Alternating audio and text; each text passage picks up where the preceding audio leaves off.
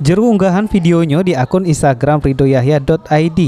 Wali kota sensasional ini mapar ke cak mano caronyo buat ningkat ke imunitas tubuh di masa pandemi COVID-19. Di mana di video berdurasi 60 detik, Ridho Yahya direwangi bini sama pejabat Pemkop Prabu Muli nyampe ke kalau nak terhindar dari COVID-19, warga harus berolahraga secara rutin sama minum minuman asli Indonesia yaitu jamu.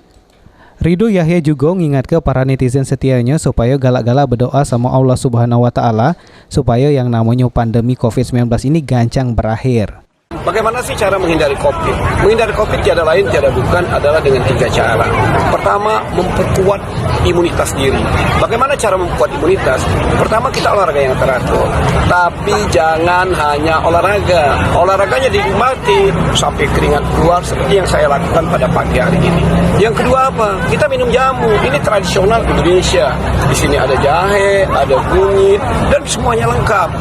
Yang ketiga, kita doa kepada Allah Subhanahu wa Ta'ala. Insya Allah dengan imunitas kita kuat, kita terhindar dari COVID dan penyakit-penyakit lainnya. Video yang dibikin oleh Ridho Yahya ini sudah ditonton sebanyak 2.800 akun, sehingga narik perhatian banyak netizen, sehingga ada doa supaya Ridho Yahya sehat selalu. Beni Firdaus, Val TV.